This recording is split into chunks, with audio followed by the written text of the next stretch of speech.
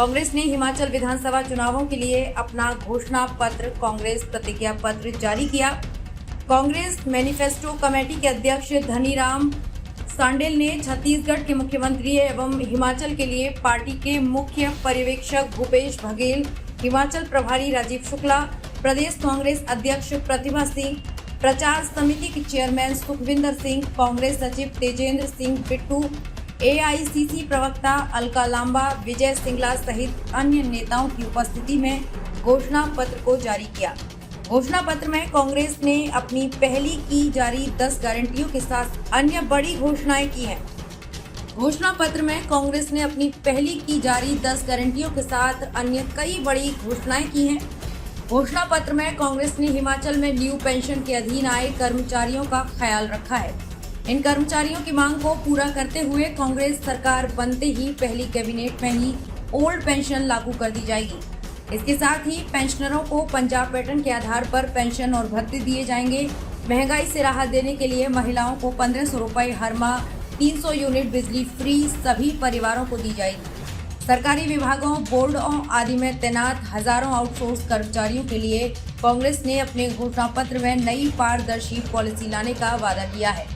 Police कांस्टेबलों के लिए बड़ी राहत देते हुए उनके अनुबंध काल को 2 साल करने के साथ ही पुलिस को 13वें माह का वेतन नए वेतनमान के आधार पर देने, पुलिसकर्मियों का राशन भत्ता बढ़ाकर इसे पड़ोसी राज्यों के समकक्ष लाने की घोषणा की। राजनीतिक आधार पर कर्मचारियों को प्रताड़ित करने के लिए किए गए सभी तबादले कांग्रेस सरकार रद्द करेगी। साथियों, इस समय केंद्र में भारतीय जनता पार्टी की सरकार है। राज्य में पिछले 5 साल भाजपा ही सत्ता पर काबिज थी। इसीलिए केंद्र और प्रदेश के भाजपा नेता हिमाचल प्रदेश की सरकार को डबल इंजन वाली सरकार कहते रहे। केंद्र और राज्य दोनों जगह भाजपा की सरकार होने के बावजूद हमारे प्रदेश के मध्यवर्गीय उद्योगपतियों एवं आम जनता को विषम आर्थिक कठिनाइयों का सामना करना पड़ रहा है। केंद्र सरकार ने आम जनता की फिक्र किए बिना पेट्रोल, डीजल, रसोई गैस और खाने के तेल के दामों में बढ़ोतरी की है। रोटी, पराठे से लेकर आटे व ब्रेड तक सब में जीएसटी लगाकर आम आदमी का जीना दूभर कर दिया है। 2 करोड़ रोजगार हर साल देने का वादा करने वाली केंद्र की भाजपा सरकार ने ना तो अपना वादा पूरा किया और न ही राज्य की भाजपा सरकार ने रोजगार देने का कोई उपाय किया। इसी की वजह से देश और हिमाचल प्रदेश आर्थिक मंदी, बेरोजगारी एवं कमर तोड़ महंगाई से पीड़ित है। कोरोना काल में भाजपा की केंद्र और राज्य सरकारों की कुनीतियों के कारण अपने प्रदेश के बहुत सारे नागरिकों को अपनी जान भी गंवानी पड़ी, ये हम सबको मालूम है। राज्य में हुए पुलिस भर्ती घोटाले और केंद्र सरकार की अग्निपथ योजना के माध्यम से प्रदेश के युवाओं के साथ एक तरह का आपराधिक मजाक हुआ है। हिमाचल जैसे पर्वतीय राज्य में जहां हर घर का कोई ना कोई सदस्य भारतीय सेना में सेवारत है, उनके लिए केवल 4 वर्ष की सेना सेवा का जो ये निर्णय है, राष्ट्रहित और हमारे प्रदेश हित के विपरीत है।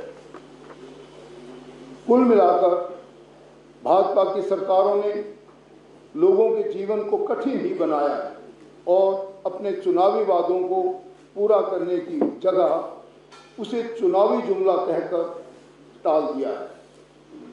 हिमाचल की जनता ने बड़ी उम्मीदों के साथ पिछले चुनाव में भाजपा को वोट दिया था।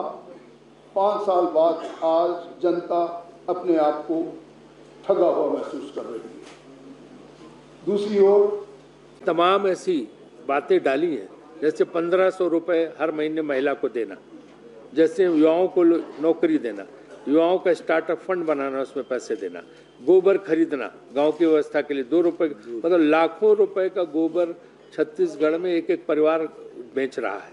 हमने दूध खरीदने का स्कीम, तो उससे पैसा लोगों के पास आएगा।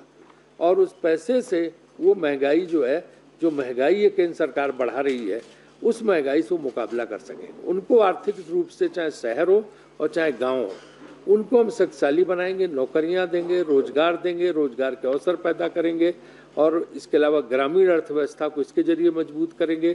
बागवान अपनी जब फसल की कीमत खुद तय करेंगे तो उनको मुनाफा होगा, किसान अपनी फसल की कीमत खुद तय करेगा, सब्जी उगाने वाले अपनी खुद तय करेंगे। तो ग्रामीण और शहर दोनों जगह जब लोगों को ज़्यादा पैसा मिलेगा तो महंगाई का मुकाबला वो कर पाएंगे, क्योंकि केंद्र सरकार तो आमादा है।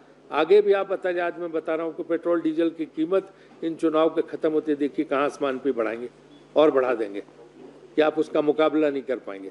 तो इसलिए जो है ये इस घोषणा पत्र में सारी चीज़ें डाली गई।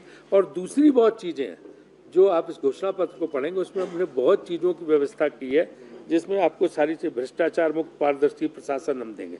जो नौकरियों में जो है धांधली थी, पर्चे लीक हो रहे थे, उन सब की व्यवस्था के लिए कड़ाई से व्यवस्था की। खेती और बागवानी के लिए आयोग बनेगा और उस आयोग से तय होगी कीमतें। डेयरी विकास, पशुपालन, मत्स्य पालन तीनों को बढ़ाया जाएगा। हर घर में 4 गायों तक की खरीद पर सब्सिडी मिलेगी। पशु चारा के लिए विशेष अनुदान मिलेगा जो फॉडर है। नई पर्यटन नीति हमने बनाई है, स्मार्ट विलेज की नीति। और टैक्सी सेवा पर्यटन का अभिन्न अंग है। टैक्सी वालों को हम बहुत राहत देने वाले, यहाँ टैक्सी सर्विस यूनियन जो है उनसे, क्योंकि हमने जो घोषणा पत्र तैयार किया है ये सबकी सलाह लेके किया, तमाम वर्गों की सलाह लेने के बाद इसको तय किया है। तो उसमें उन सबके लिए सुविधाएं हमने दी हैं। टैक्सी परमिट की अवधि 10 की जगह 15 साल की जाएगी। अभी 10 साल में टैक्सी को रिटायर कर देते, हम उसको 15 साल करने जा रहे हैं। धार्मिक स्थलों को पर्यटन की दृष्टि से विकसित करने और ढांचागत विकास के लिए विधायकों को देवभूमि विकास निधि के तहत बजट आवंटित किया जाएगा ताकि देवभूमि का विकास हो सके। 5000 किलोमीटर हम नई सड़कें बनाएंगे। जो प्री कोविड HRTC रूट थे तो तत्काल प्रभाव से शुरू किए जाएंगे, क्योंकि उनको बंद कर दिया गया था कोविड के नाम पर, उनको रूट्स को शुरू नहीं किया।